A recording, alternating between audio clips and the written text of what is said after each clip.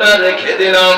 আল্লাহর বন্ধু বলতেছেন, আপনি আমাকে এত মহব্বত করেন, এত ভালোবাসেন, আসলে এই খেজুরটাকে আমরা 2 টুকরা করে খাই। সুবহানাল্লাহ। কিন্তু আমার আল্লাহ এই মুহূর্তে বাহির থেকে খবর চলে আসলেন, আল্লাহর বন্ধুর জন্য হাদিয়া চলে আসছে। সুবহানাল্লাহ। এখন তো দুজনেই খাবে। আয়েশা সিদ্দিকা রাদিয়াল্লাহু তাআলা আনহা বলতেছেন, ও দুনিয়ার মানুষ, আমার ঘরের মধ্যে সম্পদ ছিল না, টাকা ছিল না, পয়সা ছিল না, আমার ঘরের মধ্যে খাবারও ছিল না, কিন্তু আমার ঘরের মধ্যে সদাই সর্বদাই আনন্দ বিরাজ করে। সুবহানাল্লাহ। আমার ঘরের মধ্যে রহমতের ফেরেশতারা আসা যাওয়া করে, আনন্দ বিরাজ করে, শান্তিতে আমার ঘরটা পুরে উৎফুল্ল হয়ে যায়। আল্লাহর বন্ধু বলেন, যেই ঘরের ভিতরে স্বামী এবং স্ত্রী দুইজন মিল মহব্বত করে হাসি খুশি থেকে তারা জীবন যাপন করতেছে, জানিয়া রাখো দুনিয়ার মানুষ, ওই ঘরটা যেন দুনিয়াতেই জান্নাতের টুকরা হয়ে গেল। আর যেই ঘরের মধ্যে স্বামী আর স্ত্রীর মাঝে বনাবন্দি নাই, মহব্বত নাই, ভালোবাসা নাই, আদর যত্ন নাই, মুখের কথা দিয়ে একজন আরেকজনকে উপায় এরকম করে, ওই ঘরের মধ্যে ধন সম্পদ থাকতে পারে, ওই ঘরের মধ্যে টাকা পয়সা থাকতে পারে, ওই ঘরটা বিল্ডিং 5 তলা হতে পারে, ওই ঘরের মধ্যে পানি সার দিয়া পুরা এসি সিস্টেম হইতে পারে, কিন্তু জানিয়া রাখো দুনিয়ার মানুষ, স্বামী এবং স্ত্রী যেই ঘরের মধ্যে মিল মহব্বত নাই, ওই ঘরটা যেন দুনিয়াতেই জাহান্নামের গর্ত। স্ত্রী কি আমাদের দাসী? স্ত্রী আমাদের দাসী নয়। মোহর দিয়ে স্ত্রীকে আমরা ঘরে নিয়ে আসলাম, কিন্তু মোহর তো দেওয়া হয় নাই। মোহর নিয়ে এখন চুলকা চুলকে ঠকবাজি হইতেছে। হুজুরেরা ঠকবাজি করে, আমি কি করব? আমি অনেক বিয়া পড়াইছি, আগে আল্লাহ আপনি মাফ করে দেন। কি কমন 3 লাখ টাকা কাবিন, 50,000 টাকা ওষুধ। আসলে কি ওষুধ দিছেনি? তো ওষুধ যে কইলাম না, আমি কই নাই, আমি জিজ্ঞেসি ভাই কয় টাকা, উনি বলছে ভাই 3 লাখ টাকা কাবিন, 50,000 টাকা ওষুধ। তাহলে আপনি না দিয়ে যদি আমার এখন ভাই ওষুধ, এটা তো আপনি দিবেন, কি করেন? আমি তো দেব না, দেব এটা কি উসুল? কি দিছেন? উসুল তো পুরোটাই হবে, 3 লাখ পুরোটা হবে উসুল। নগদ পেমেন্ট করবেন, নগদ। শরীয়তে এটা নগদ দিতে হবে। স্ত্রীর হকটা পরিপূর্ণ আদায় করে দিতে হবে। যারা বিবাহ করেছেন আপনারাও শুনে নেন, আর যারা বিবাহ করবেন মনে মনে ভাবতেছেন আপনারাও শুনে নেন। স্ত্রীর হকটা পরিপূর্ণ কমপ্লিট করে দিতে হবে। এই মহারানাটা এমন একটা জিনিস হয়ে গেছে, আপনি মহারানার টাকাটা যদি দাগ পরিশোধ না করেন, ওই মহিলা আপনার আহালিয়া, সে তো বলবে আমি ক্ষমা করে দিছি, আমার লাগবে না, কোনো সমস্যা নেই। এই কথাটা বলবে যখন আপনার সাথে মহব্বত ভালোবাসা, কিন্তু 3 মাস পরে যখন একটু সমস্যা হবে, এরপরে আপনার সাথে যখন দ্বন্দ্ব শুরু হয়ে যাবে, আপনার নামে মামলা করে যদি 3 লাখ টাকা কাবিন থাকে 3 লাখ টাকাই উসুল করবে। আপনি বলবেন তুমি তো মাফ করে দিয়েছো, আপনি বলবেন তুমি তো দাবি ছেড়ে দিয়েছো, বলবে এটা তো ওই দিনের কথা, কিন্তু কাগজ কলমে তোমার সংসার করব না, এখন পরিপূর্ণ মহারানার হক দিতে হবে। পারবে? আর যদি কাগজ কলমে আপনি পুরো ভেট করে দেন, মরণ পর্যন্ত কান দেয় আমি মহারানার হক আমি মাফ করতাম না, আল্লাহ বলবো কি তুই মাফ করার কি? তোর হক তোরে বুঝিয়ে দিছে, আমি আল্লাহ দেখছি, তুমি মাফ করো না করার কি আছে? কি করো? এটা হলো মহারানার হকের কথা বলে। তো এখন মহারানার হক কি আছে? কয়জনে দিছে? হুজুরের আওয়াজ করে হুজুরের কি আমরা দেই দিছি জি না কইলে তো আমার গালে আসবে, আমার ভাই বেড়াদার গালে আসবে, বলবো না কি কর, কিন্তু নিজের গা করে ফেলেছি আমরাই মলম দিব, কি কর? আমি বলতেছি মলম দেওয়ার চেষ্টা করেন, আমার থেকে শুরু করবো, আমি দেব মলম, আপনারাও দিবেন।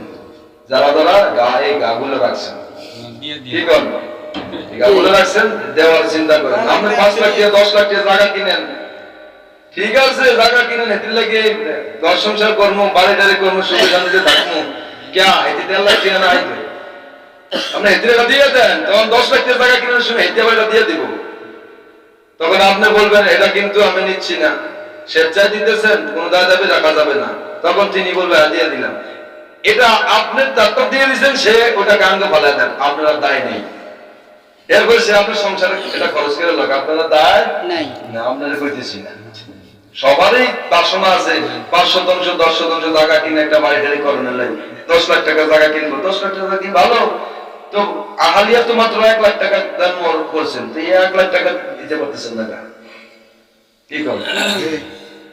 যাই হোক, তো কথাটা বলতেছিলাম, রোগে আমরা আক্রান্ত, রোগে আমরা আক্রান্ত, আমরা মহারদী দেই নাই, কিন্তু মহারানা দাহ্য করে স্ত্রী আনলাম ঘরে, স্ত্রীকে মনে করে এটা পায়ের জুতা, এটা পায়ের জুতা, অনেক পুরুষ বলতো আমি শুনেছি, এটা পায়ের জুতা, পায়ে দিলে দিলাম, না দিলে নাই, তো কি নির্ভুত, এটি যদি আচ্ছা ঠিক আছে পায়ের জুতা দিলে দিলে না দিলে না, তো আমার 3 লাখ টাকা দাম চাই কেউ নেই, তো এলো ঘর বাড়ি ব্যাগ বেসন লাগবে, 3 লাখ হইতো না, কিন্তু কথা একখান বলবে আসমান আর জমিনে ঠেকাই না, লাগে যে কয়েকশো কোটি টাকার মালিক, কথায় কিন্তু কি নাই সাম নাই, এরকম কি কারণে হয় এগুলা?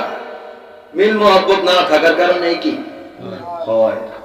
ঘরের মধ্যে আনলাম, আল্লাহর বন্ধু বলতেছেন এ দুনিয়ার মানুষ, স্ত্রী তোমার বাদী নয়, স্ত্রী তোমার চাকর নয়, স্ত্রীর সাথে এমন আচরণ করো জানিয়া রাখো, আমার আল্লাহ পাক রব্বুল আলামিন ঘোষণা দিলেন, হুন্না লিবাসুল লাকুম ওয়া আনতুম লিবাসুল লাহুন্না।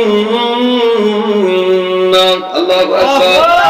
আল্লাহর বন্ধু কোরআনের ভাষায় বলতেছেন জানিয়া রাখো, স্ত্রী তোমার পোশাক, তুমি স্ত্রীর পোশাক, স্ত্রী তোমার অর্ধাঙ্গিনী, তুমি স্ত্রীর অর্ধাঙ্গিনী, মহিলা পুরুষের পোশাক আর পুরুষ মহিলার পোশাক, সুবহানাল্লাহ। একে অপরের সাথে ওতপ্রোতভাবে জড়িত রয়েছে, কেউ কাউকে ছাড়া আমার আল্লাহর জান্নাতে যাইতে পারবে না, কেউ কাউকে ছাড়া লাফ দিয়া বেহেশতে ঢুকতে পারবে না। একজন পুরুষের জন্য পোশাক স্বরূপ তার স্ত্রী। আপনি ঘরের মধ্যে আছেন, আপনি পোশাক ছাড়া বাজারে যেতে পারবেন না, তাহলে মানুষ পাগল, কি করবো? ও স্ত্রী, তোমার স্বামী তোমার পোশাক, তুমি ঘরের ভিতরে রয়েছো, কিন্তু তোমার স্বামী তোমার পোশাক, তুমি পোশাক বিহীন ঘর থেকে বাহির হতে পারবে না, পারবে? একজন আরেকজনের সাথে ওতপ্রোতভাবে জড়িত রয়েছে, এই জন্য একজন আরেকজনের অর্ধাঙ্গিনী, এইটা ঘোষণা করে দিয়েছে আল্লাহর বন্ধু। আল্লাহর বন্ধু বলেন, যুবকেরা শুনিয়া রাখো, তোমরা বিবাহ করবে কেন? বিবাহ হলো আমি নবীর সুন্নাত, সুন্নাত, সুবহানাল্লাহ। বিবাহ কি? সুন্নাত। বিবাহ সুন্নাত। অনেক মানুষ কয় ফরজ কাম, ফরজ কাম, কি করে? দেখা যাইলাম না, বুঝাইতেছি আস্তে আস্তে, কথা বুঝেন? ফরজ কাম না, ফরজ না, এটা কি? আন-নিকাহু সুন্নতি ফামান রাগিবা আন সুন্নতি আন সুন্নতি ফালাইসা মিন্নি। আল্লাহর বন্ধু বলতেছেন তোমরা বিবাহ করো, বিবাহ করা আল্লাহর বন্ধুর সুন্নাত। তোমরা বিবাহ করো যদি সামর্থ্যবান হয়ে থাকো, যদি তুমি শারীরিক সামর্থ্য হয়ে থাকো, যদি স্ত্রী চালাইবার ক্ষমতা তোমার মাঝে থাকে, অর্থ থাকে, শারীরিক ক্ষমতা থাকে, তাহলে তোমরা বিবাহ করো। আর যদি তোমার সামর্থ্য না থাকে, যদি তোমার শারীরিক দুর্বলতা থাকে, তুমি স্ত্রী চালানোর মতো তোমার যোগ্যতা না থাকে, তোমার বিবাহ করার দরকার নাই। তুমি কন্টিনিউ রোজা রাখো। সুবহানাল্লাহ। তুমি কন্টিনিউ রোজা রাখবে। রোজা রাখবে এই কারণে, যদি বিবাহ না করো তোমার দৃষ্টি শক্তি গুলো হ্রাস পেয়ে যাবে, তোমার চক্ষুগুলো পর মহিলার দিকে তোমাকে গুনাহে ন্যস্ত করতে পারে। এই কারণে তুমি নিয়ত কন্টিনিউ রোজা রাখবে। রোজার সাথে যে ব্যক্তি থাকবে ওর নফসটা ঠান্ডা হয়ে যাবে। রোজা আর খোঁজা দুইটা এক জিনিস হয়ে যায়, তোমাকে গুনাহ থেকে বাঁচিয়ে দিবে। সুবহানাল্লাহ। তবে খবরদার জানিয়ে রাখো দুনিয়ার মানুষ, এই বিবাহ করতে পারো নাই, সামর্থ্য নাই তোমার, কিংবা যে কোনো কারণে তুমি বিবাহ করো নাই, কিন্তু বিবাহকে তুমি তুচ্ছ করবে না, তাচ্ছিল্য করবে না, বিবাহ নিয়ে মস্কারি টিটকারি মস্কারি করবে না। যদি এইটা কোনো যুবক করো, জানিয়ে রাখো আন্নিকাহু সুন্নতি আন সুন্নতি ফালাইসা মিন্নি, আমার সুন্নতকে যে অবজ্ঞা করবে, আমার সুন্নতকে নিয়ে যারা মস্কারি করবে, ঠাট্টা করবে, জানিয়ে রাখো তারা আমি নবীর উম্মত নয়, উম্মত নয়। কথা বুঝেন? বিবাহ করা ঠিক আছে, কিন্তু মস্কারি করা যাবে না। মস্কারি আল্লাহর বন্ধু বলতেছেন, স্ত্রী তোমার দাসী নয়, রাজরানীর মতো তার সাজায়া রাখবা, তার হকটা পরিপূর্ণ বুঝায়া দিবা। আম্মা জান আয়েশা সিদ্দিকা রাদিয়াল্লাহু তাআলা আনহা বলেন, আমার নবী একই প্লেটে আমার সাথে খাবার খাইতেন, যেই গ্লাসে আমি পানি পান করতাম, আমি সেই জায়গায় পানি পান করতাম মুখ লাগায়া, আমার নবী ওই জায়গায় মুখ দিয়া পানি পান করত। সুবহানাল্লাহ। এইটা হলো মুহাব্বতের নিদর্শন। আল্লাহর বন্ধু বলেন, আল্লাহর বন্ধু বলতেছেন, স্ত্রীর সম্মান তোমরা করবে, কারণ স্ত্রীকে সম্মান দিয়েছে আল্লাহ, আল্লাহর বন্ধু। ঠিক কিনা? যদি আল্লাহ আল্লাহর হাবিব মহিলাদেরকে সম্মান দিয়ে থাকে, আমরা দেব কিনা? অবশ্যই আমরাও দিতে হবে। আম্মা জান আয়েশা সিদ্দিকা রাদিয়াল্লাহু তাআলা আনহা বলতেছেন, যদি আল্লাহর বন্ধু গোশত খাইতেন, হাড্ডি চাবায়া রাখতেন, ওই হাড্ডিটা আবার আম্মা জান চাবাইতেন, আবার রাহমাতাল লিল আলামিন চাবাইতেন। এইটা হলো মুহাব্বতের নিদর্শন। সুবহানাল্লাহ। এই কারণে স্ত্রীদেরকে সম্মান করতে হবে, ইজ্জত করতে হবে, মুহাব্বত করতে হবে। যদি কোন স্ত্রী তার স্বামীর হক আদায় না করে, স্বামীর কথা মতো না চলে, তার কমান্ড যদি না মানে, আল্লাহর বন্ধু বলেন প্রয়োজনে তুমি একটু টাইট দিবা, তুমি তার কাছ থেকে আলাদা হয়ে যাবে, বিছানাটা আলাদা করে দিবে, তোমার বিরহে তোমার স্ত্রী সোজা হয়ে যাবে। আর যদি দেখো সোজা না হয়, আর একটু দিক দেখাইতেছে, তাহলে তার উপরে প্রহার করো। তবে সাবধান, প্রহার করবা বাড়ি দিয়ে হাতে ভেঙে লেবা, এরকম না। ঠিক আছে? বাড়ি দিয়া হাতে ভেঙে বলাইও না, দাগ পালাইও না, পাড়া পালাইও না, কি কর এরকম না। এই বালিশ দিয়ে বাড়ি দিলেন, রাগের ঠেলায় চট্টুক বার করে নিলেন, আপনি নিজেরটা আর কি, রাগে কি আপনি নিজের সব বাইক করে ফেললেন, বালিশ দিয়ে বাড়ি দিলেন, গিজগিজানে দিলেন, উনারা কি সরল সোজা, মানে পরিপূর্ণ হকটা আদায় করলেই তারা শান্ত। কথা বুঝেন? এর তেমন কোনো সমস্যা না, এটা কি না অসুবিধা নাই। এই স্ত্রী এবং স্বামী দুজনের উপরে হক এই হক আদায় করতে গিয়ে যদি কোন রকম একটু বেয়াদবি হয়ে যায় স্বামীর সাথে, একটু বেয়াদবি যদি স্বামীর সাথে হয়ে যায়, কোন স্বামী যদি আল্লাহর কাছে একটু আরজি করে, আমার আল্লাহ আমার এই স্ত্রী আমার কথা শুনে না, আপনি নামাজে দাঁড়াইলেন আমার আম্মা, আপনি নামাজে দাঁড়াইলেন ফরজ না, আপনি নফল নামাজে দাঁড়াইলেন, আপনি নফল নামাজে দাঁড়ানোর কারণে এই মুহূর্তে আপনার স্বামী আপনাকে ডাক দিল, ওই নফল নামাজ ছাড়িয়া আপনি স্বামীর ডাকে সাড়া দিতে হবে। এইটা হলো শরীয়ত। আপনার স্বামীর ডাকে নামাজ ছাড়িয়া যায় ডাকে সাড়া দিতে হবে। একটু ভালো করে বুঝিয়াবেন, ওহাবী মহিলা পুরুষ যারা রয়েছে এবং বাতিল ফেরকার মানুষ যারা আমাদের মাইকের কথা কান লাগিয়ে শুনতেছেন, আপনারা তো বলতে পারেন নামাজ বাদ দিয়া স্বামীর ডাকে সাড়া দিত, এটা একটা কথা হইল? নামাজ আগে কি করে? তাকে কথা কি নামাজ আগে না, নামাজ আগে নয়। ফরজ নামাজে দাঁড়াইছেন আপনার স্বামীও তাহলে ফরজ, ওই সময় আপনাকে ডাকবে না। এরপরও যদি আপনার স্বামী যদি অসুস্থ হয়, মারাত্মক গুরুতর অসুস্থ হয়, এই মুহূর্তে আপনাকে দরকার, আপনি নামাজে দাঁড়াইছেন, ওই সময় ফরজ নামাজ হইলেও সারে যেতে হবে। কারণ কি? আপনার নামাজের সময় আছে তো নাকি? আপনি জোহরের নামাজে দাঁড়াইছেন, জোহরের নামাজটা আসরের না আযানের পূর্ব মুহূর্ত পর্যন্ত টাইম আছে, কিন্তু আপনার স্বামী অসুস্থ, গোলাতে খাড়াতে পড়ে গেছে আর বলাইতে আছে সকিনা সকিনা ও সকিনা সকিনা, তো কি নামাজ পড়তে আছে, এটা কি হইল নাকি? না, এখানে করতে হবে। তোমার স্বামী ওর হাতে সময় নাই হইতে পারে, কিন্তু নামাজের সময় এখনো আছে, আর 1.5 ঘন্টা সময় আছে, 2 ঘন্টা আছে, পরে পড়তে পারবা, নামাজ ছাড়ো। আপনার চোখের সামনে, আপনার চোখের সামনে একটি ছেলে পানিতে পড়ে গেল, আপনি পুরুষ নামাজে দাঁড়িয়ে গেলেন আর শুনতে পাইলেন একটি ছেলে পানির মধ্যে পড়ে হাবুডুবু খাইতেছে, আপনি চিন্তা করতেছেন নামাজটা শেষ করে যায় ধরবো, আপনার নামাজের সময় আছে আরো 2 ঘন্টা। এই ব্যক্তি পানির মধ্যে পড়ে গেল, ওর হাতে সময় নাই 1 মিনিট।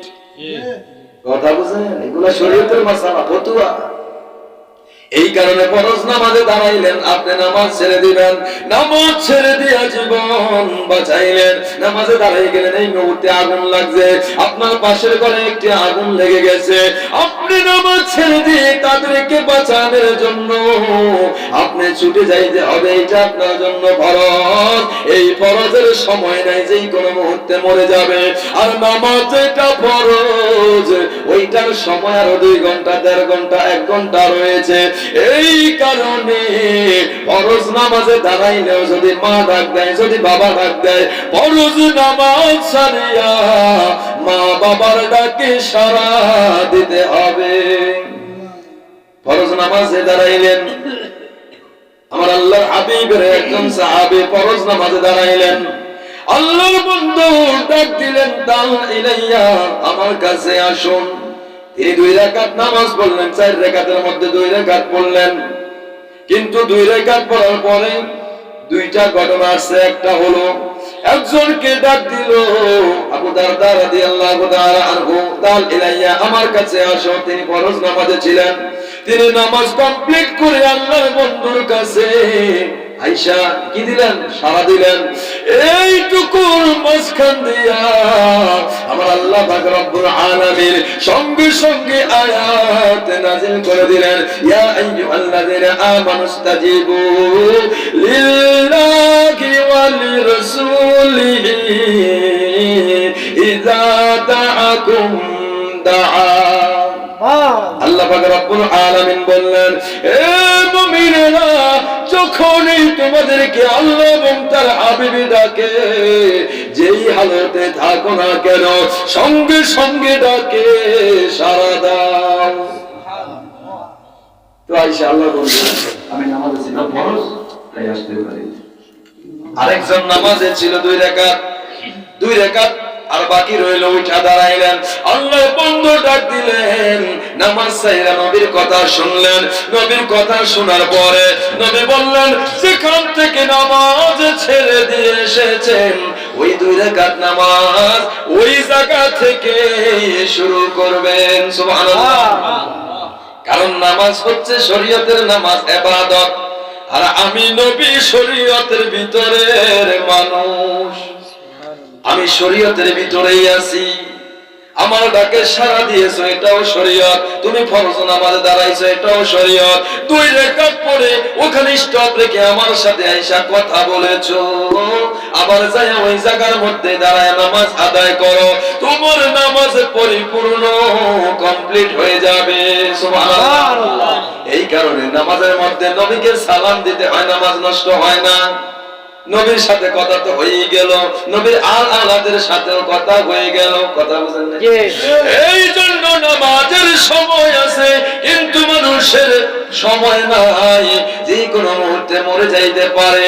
এই কারণে নামাজ ছাড়িয়া আগে ডাকে সাড়া দাও তোমার মা অথবা তোমার বাবা অথবা তোমার স্বামী।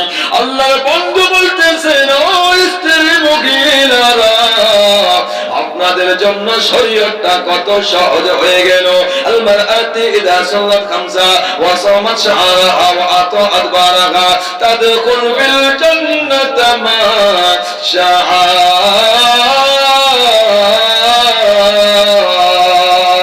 আল কামা ক্বালা রাসূলুল্লাহ সাল্লাল্লাহু আলাইহি ওয়াসাল্লাম।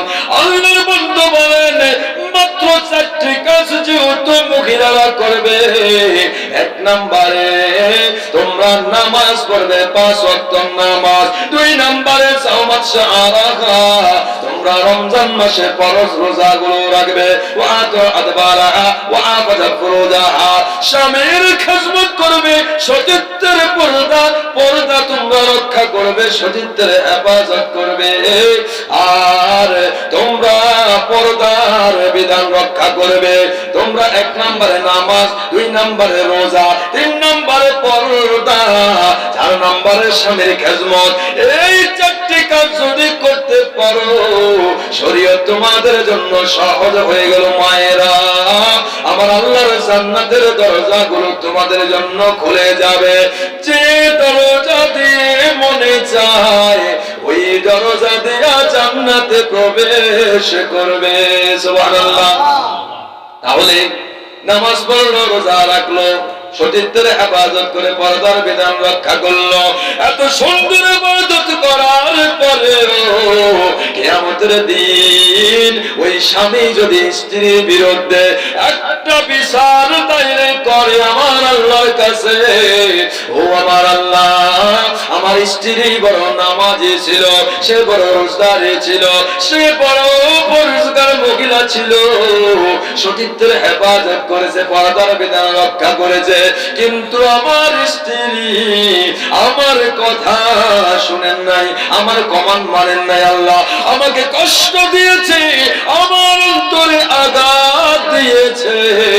এই একটি নালিশ করার কারণে ওই স্ত্রীর জীবনের সমস্ত নামাজ, সমস্ত রোজা, সমস্ত পর্দা, সমস্ত ইবাদত গুলো সবকিছু ধ্বংস হয়ে ওই স্ত্রীটা জাহান্নামে যাবে।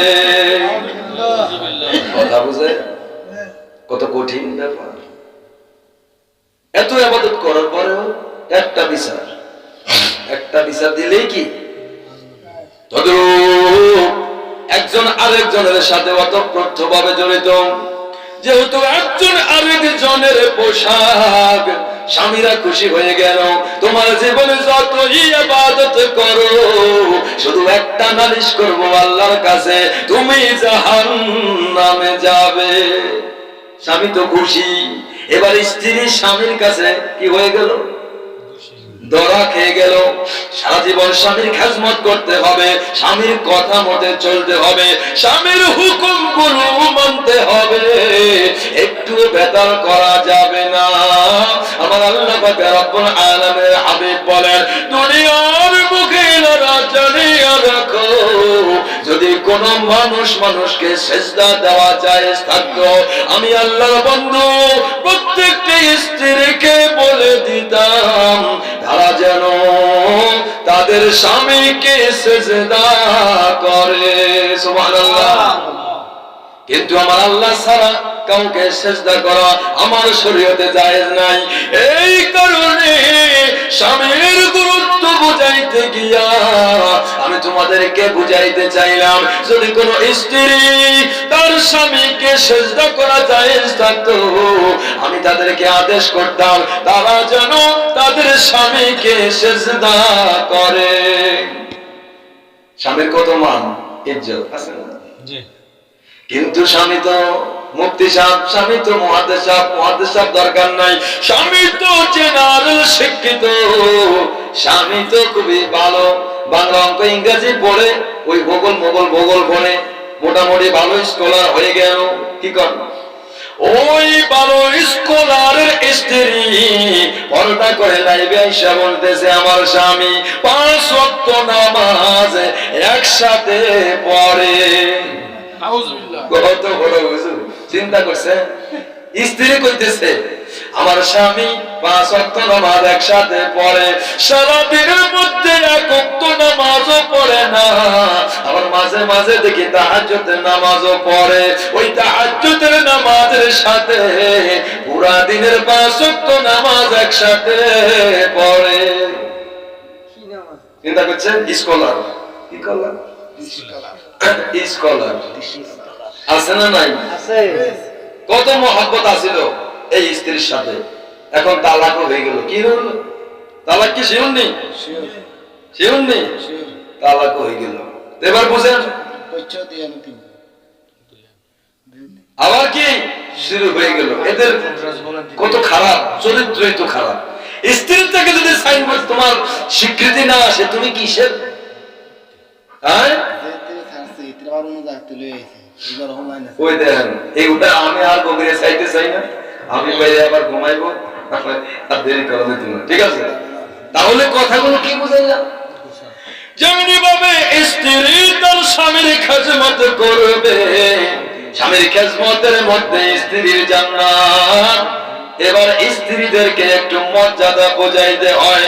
স্বামী যদি মনে করে স্ত্রী আজকে তুমি আমার পায়ে সেজদা করার কথা, কিন্তু শরীয়তে জায়েজ নাই, এই কারণে আমার আল্লাহর আবেগ এইটা নিষিদ্ধ করেছে। বুঝতেই তো পারতেছো স্বামীর অধিকার কত দূর পর্যন্ত। কি করবো? অবশ্যই অধিকার রয়েছে।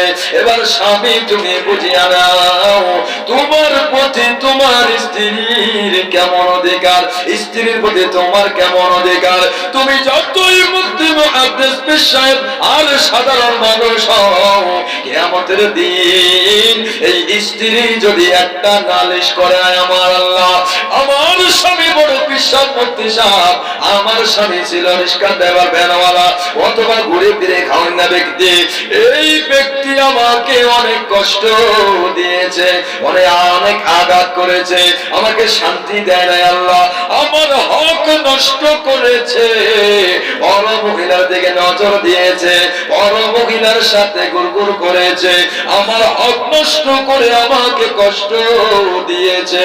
আল্লাহর বন্ধু বললেন কোন স্ত্রী স্বামী যদি মারা যায়, কোন স্বামী যদি মারা যায় আর স্ত্রী যদি বলে এই স্বামী আমাকে বড় কষ্ট দিয়েছে, যত বড় আল্লাহর ওলি হোক না কেন, ওই ব্যক্তির কবরটা জাহান্নামের গর্ত হয়ে যাবে। কথা বুঝে জাহান্নামের গর্ত হবে। এই একটি নালিশ যদি স্ত্রী করে আল্লাহ আমার হক আমার বোঝায় দেয় না, আমার হক নষ্ট করছে, আর শান্তিতে দেয় না আল্লাহ, তাইলে দেখবেন ওই ব্যক্তিও জাহান্নামে যাওয়ার জন্য এতটুকুই কি যথেষ্ট, আরো বেশি লাগবে না, এই কতটুকুই মনে করেন যে কি। তাহলে কথা আরো অনেকে কি অনেকে ছিল, বেশি বলবো না। আপনাদের সবার চোখে ঘুম গেছে কি আমি দেখতে পাইছি। বিয়া করে দিই দুজনে কাটতেছে, আর সাতপুর ইয়াতনি ছিল সদর মানে ইয়াতন ঢাকা। তো এখন কথা বুঝতে পারছেন?